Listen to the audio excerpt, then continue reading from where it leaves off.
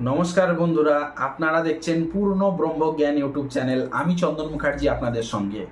আজকে আমরা যে বিষয় নিয়ে আলোচনা করব, আশা করি সবাই থাম্বনেল আর টাইটেলে দেখে নিয়েছেন আজকের আলোচ্য বিষয় কি। হ্যাঁ বন্ধুরা, ঠিকই দেখেছেন আপনারা।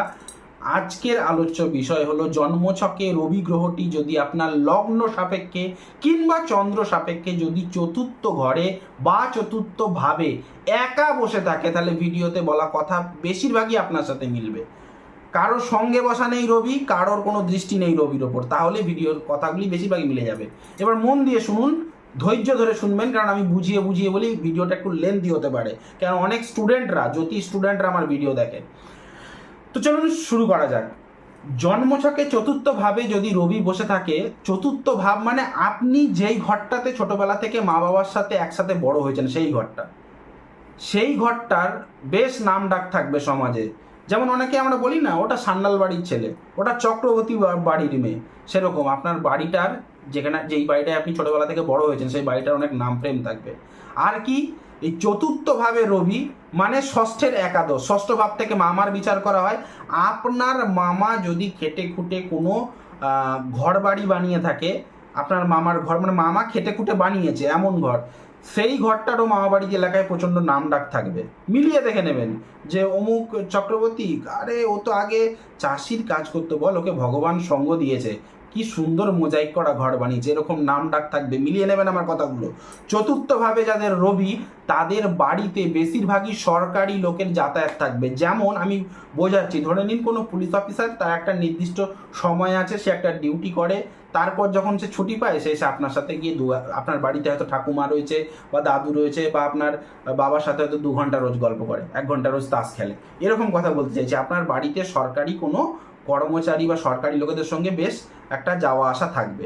চতুর্থ ভাবে যদি আপনার রবি বসে থাকে, চতুর্থ ভাব মানে আমাদের প্রাইমারি এডুকেশন। আমরা যে ছোটবেলায় ক্লাস ইনফ্যান্ট থেকে 4th অবধি পড়াশোনা করি, ইনফ্যান্ট 1 2 3 4 এই অবধি পড়াশোনাটাকে প্রাইমারি এডুকেশন বলা হয়। দেখবেন আপনার ছোটবেলায় প্রাইমারি এডুকেশনটা কোনো নামচিনওয়ালা সরকারি স্কুলে হতে পারে। আপনার চতুর্থভাবে যদি রবি বসে থাকে একা, দেখবেন আপনার যে সমাজটা, আপনার যে পরিবেশটা বেশ স্ট্যান্ডার্ড হবে। বেশিরভাগ লোকই ওখানকার দেখবেন মানে আর্থিক অবস্থা সচ্ছল হবে। তার কারণ হচ্ছে রবি হচ্ছে রাজা, সে কখনোই মানে হয়ে থাকে না, মানে কারোর কাছে ঝুঁকে থাকে না। আর্থিক সচ্ছল পরিবার বেশি থাকবে আপনার সমাজে।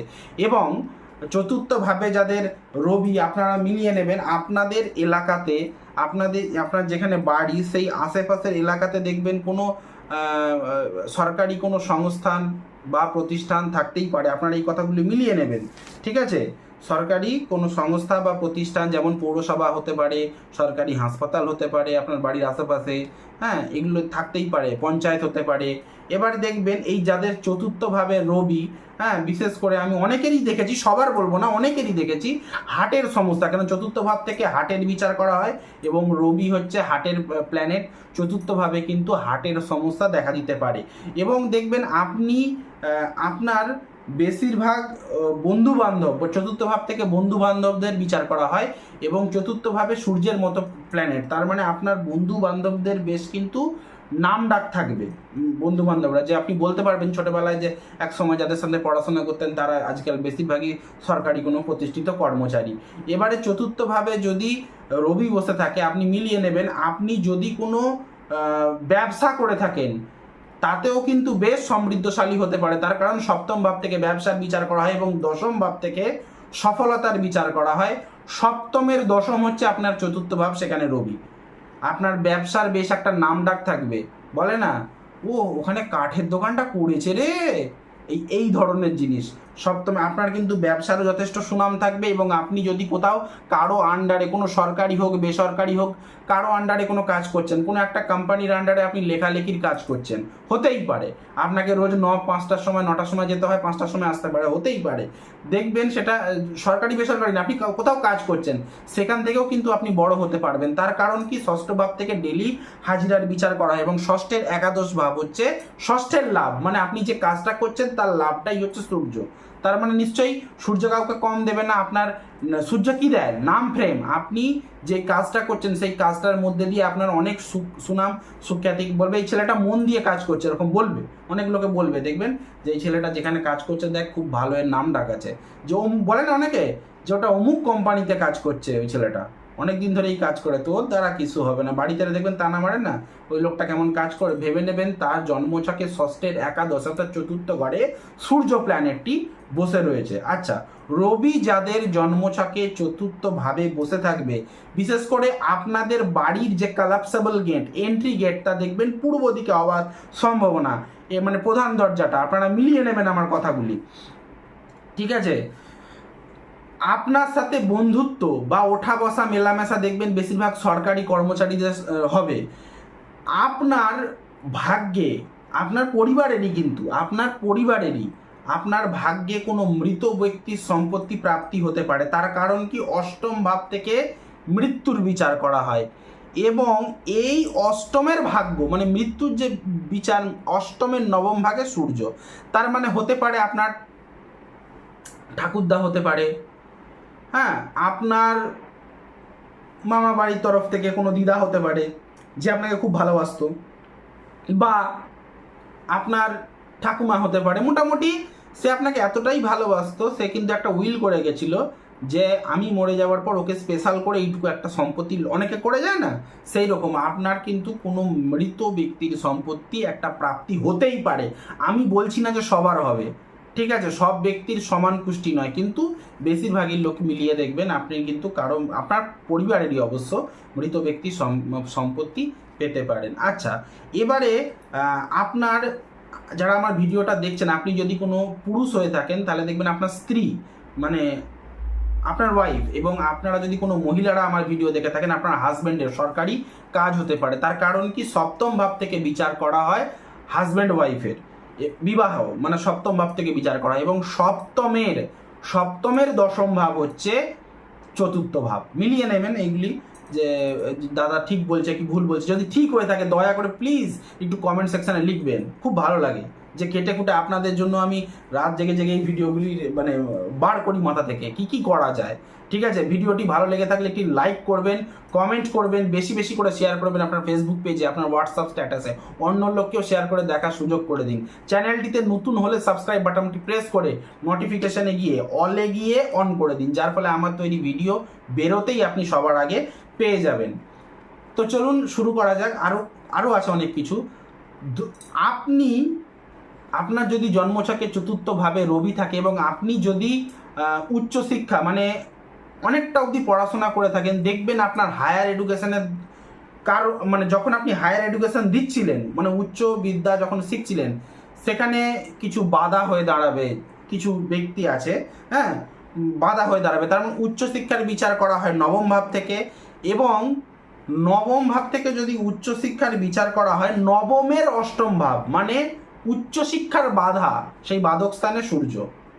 তার মানে আপনি উচ্চশিক্ষার ক্ষেত্রে হয়তো দেখা যেতে পারে আপনার প্রিন্সিপাল দিয়েই হোক, বা আপনার টিচার হোক, ক্লাস টিচার হোক, স্টুডেন্টস হোক, কারো না কারো দ্বারা আপনি কোনো বাধা প্রাপ্ত পেয়েছেন, ঠিক আছে। এই কথাটা মিলিয়ে নেবেন। আপনাদের যাদের চতুর্থভাবে সূর্য বসে রয়েছে, ঠিক আছে, তাদের জীবনে কিন্তু উন্নতিতে কোনো সরকারি ব্যক্তি বাধা দিতে পারে, কারণ ভাগ্যের বিচার করা হয় নবম ভাব থেকে। হয়তো ভাগ্যের বিচারটা হয় নবম ভাব থেকে, সেই নবম ভাবের অষ্টম ভাব হচ্ছে চতুর্থ ভাব। নবম ভাবের অষ্টম ভাব তার মানে ভাগ্য বিপর্যয়।